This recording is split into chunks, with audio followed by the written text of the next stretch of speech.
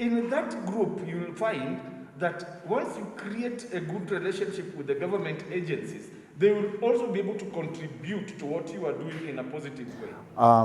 Here in this conference, I came to support in terms of facilitating understanding on issues of violent extremism, and particularly on how we can advance young people contributing to community resilience in reduction and addressing issues of violent extremism in the community.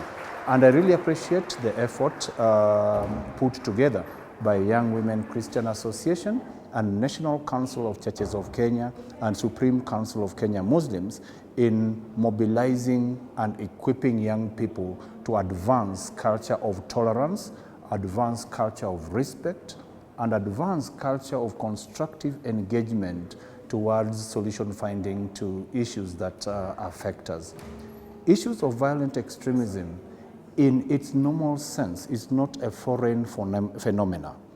It captures and takes advantage of those spaces of extreme violence and conflict that exist within our communities. Issues of social grievances. Mimi nasema wanasiasa wote ni mandugu. Ni watu hawa wamoja. Sisi huku chini tutawapigia kura, tupigane, sijui nani hajashinda. Ndumu report nini. Wao ndio wamezuia pale bungeni. Alafu huyo leo unasema hata anaweza leta uwiano katika jamii. Ni kitu hakiwezekani. We must be able to entrench the culture of community resilience in terms of living, respecting, and appreciating their differences. And that's why in African Council of Religious Leaders, we really appreciate this partnership, because it is only through this kind of partnership that we can contribute to sustainable peace and sustainable development in addressing issues that continuously affect us. So I really appreciate and the kind of outcome activities that have been presented by different zones, young people from across the country.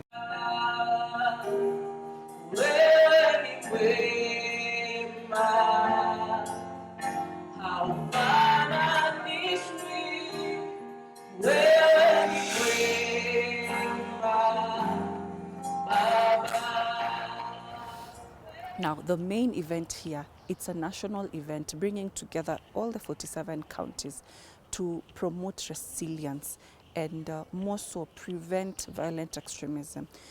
Well, we have been countering, but the narrative right now is, can we prevent? We all know that prevention is better than cure.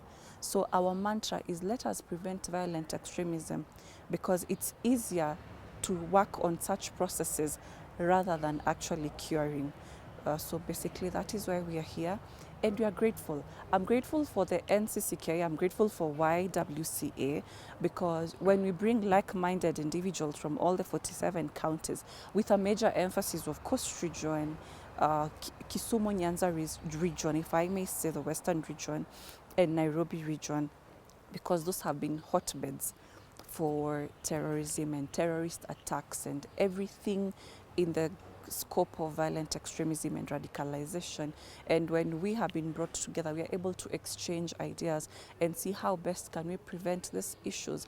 These politicians can never be champions of change, because this thing has been happening all along. These people who are elected, they are promising to bring peace, they promise to bring development, and when they are elected, some of them are not even living in their local areas. So the best thing that we can do, sisi kama wakazi ama sisi kama raia, is ask ourselves to work hard, cooperate, and love each other despite of the tribe, despite denomination. Because if we wait for these politicians, they will never bring the change. Thank you very much. How can we come about, how can we build processes? How can we come up with strategies and proper strategies that we can help mitigate all these issues?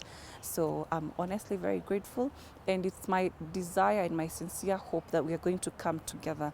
Needful to note also is the fact that they have brought together very many religions. We have people represented from the Hindu community, the Christians, and every denomination. We've seen the SDAs, the the Wakorino, quote unquote. We have seen, people from various denominations as well as the Muslims. So this is a perfect opportunity for people to exchange ideas and understand better all these problems that we have been having as a nation. How best can we find solutions?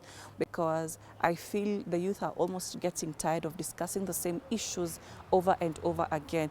How about now, let us talk the solutions, and that is why we are all gathered here. I have learned today issues from the other areas in the country, and some a little shocking, some I have known and have been there. I will not take a lot of your time. When tea is mentioned, you find people's appetites coming up.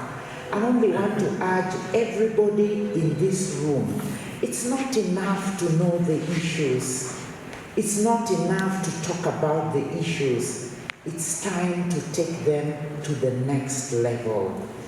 One thing that I have learned is that to curtail or to prevent violence or to avoid violence, it starts with me. So as a catalyst, I have a mandate as an individual to be one person who empower my community, society, and also even in my area of work. Because when you do this, when you speak about peace, when you speak about togetherness, then we can counter violence. As our logo goes, that my faith stands for peace, we understand that when Islam, Hindu religion, and Christian comes together as a team, we can counter violence. Okay, our women joining foreign jobs in Qatar and also other countries that are prompt to violence. One thing that we are trying to address is religion, because if you talk about Saudi Arabia and Qatar, most of them are Islam. And when they are Islam, they have their own way of doctrine in a religion. And this has not been really addressed, because they think that when you are in Saudi Arabia, you're supposed to be like a Muslim, which is not correct. You are supposed to respect and identify every religion as important, because the God we serve is one. And I think when this is addressed and we take every human being as important, despite of their religion, we can counter this. One thing I can tell any woman is that we have a voice. And let us not give up to use our voice to be our password. Because when you speak or when we talk about what is affecting us, because we say that problem discussed is half solved. So when we try and speak out, there is a way that we can be helped. Most women, they have become passive, in that they go through a lot, but they have no one to listen to them. And as a woman, I will take that chance to have a listening ear to any woman who wants help or a listening ear. Because when we do this in a very friendly way, I think Kisumu or any region will be a happy place to be. The main issue which leads to radicalization and extreme violence, the main is unemployment among the youths. So if they are able to put programs or advocate for programs like Kazi Mtaani, by the way, Kazi Mtaani has done a really good job.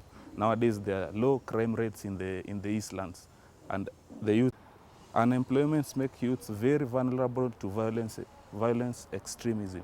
Then when you find the tension between the police and the civilians, makes it a fertile ground for violence extremism. Then the youth themselves have grouped themselves in a group, so making it very easy for that person with those ideas which are useless to easily penetrate the ideas. So today NCCK and Ywca have made the national dialogue, so we the youths can address this matter with our leaders, and it is very helpful because after this day I'm sure actions are going to be taken. Manifesto yake haizitimiza. Angalini tulikuwa na government ya Msumukate, si ndio? Kwa nini story ya post-election violence, political intolerance, electoral violence? After that, nini may happen? There are youths sitting in the ghettos with papers, they have qualification. Because he is a youth from the ghetto, he can't get employment. Why? Because they believe that youths from the ghetto are thieves.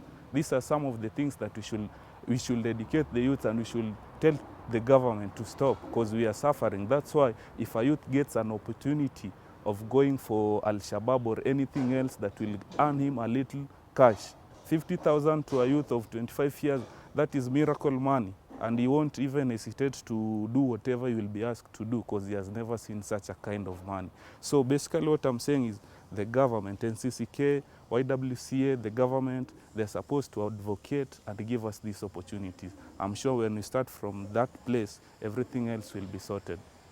Nowadays, the youths and their phone, especially the idle youths with their phone, they're like twins. So most of the things are happening on social medias. Very useless ideas are being sold there on social medias, and the government does not put regulation concerning those ideas which will affect the youths negatively concerning radicalization and violence extremism. So I will say yes, it is affecting the youths. The social media is affecting the youths because the contents that they are feeding on social media is very toxic. That is the political radicalization of our youth, especially at this time, 1 year to our election. With the political confusions that we are seeing in the country currently, because it's only in Kenya that our political formation is not understandable. It's only here that the government is in opposition and opposition is in the government. Sometimes we don't know who is addressing what. This confusion should not lead us back to where we were in 2007, 2008. Family, the grandparents, they can say the stories. In Ramayana we say Ram and Ravan. Both are good, they have very good qualities. But Ravana is having the kama, the lust, to marry Rama's wife. That's why the fight started. So the grandparents has to tell these stories using the holy books. So this early age, that is very, very important. Give them that the foundation, the good qualities, everything. As the teachers, as the grandparents, as the parents, give them good atmosphere. They are like a sponge. If you put it in the clean water, it absorbs. If you put it in the dirty water, they absorb. So that important, that atmosphere is very important for the early childhood. As we realize matters violence, mostly it is the youth who are brought on board to execute violent acts. So we do not want our youth to continue with that direction. We are here, we are dialoguing so that we embrace peace, because our faith stands for peace. Whether Muslim, whether Christian, whether Hindu, all those religions stand for peace. And so we want to walk the talk. We want the youth to shun away from violent acts and instead embrace peace-building processes so that we make Kenya a peaceful place for all of us. My advice to all the youth, wherever they are in this beautiful country of ours, is that as the elections are approaching, we are already hearing a lot of bad utterances from politicians. So we want our youth to be sober enough and be able to say no to any acts of violence, to any utterances that are geared towards the violent direction, because the youth are the majority of this country of ours, and we want the youth to bring some sanity. They can do it, and we want to walk the talk together. So at the end of this conference, we are going to come up with our action plans on how we want to implement the beautiful ideas that will come out here, that the youth themselves will have projected so that we do an action plan and go out there back in our counties and ensure that we implement. As the young people in this nation, we would want to say that the politicians should not use the young people to achieve their targets and their agendas. Our faith stands for peace. Therefore, we are urging our politicians not to use our young people in the entire nation to bring violence in this nation.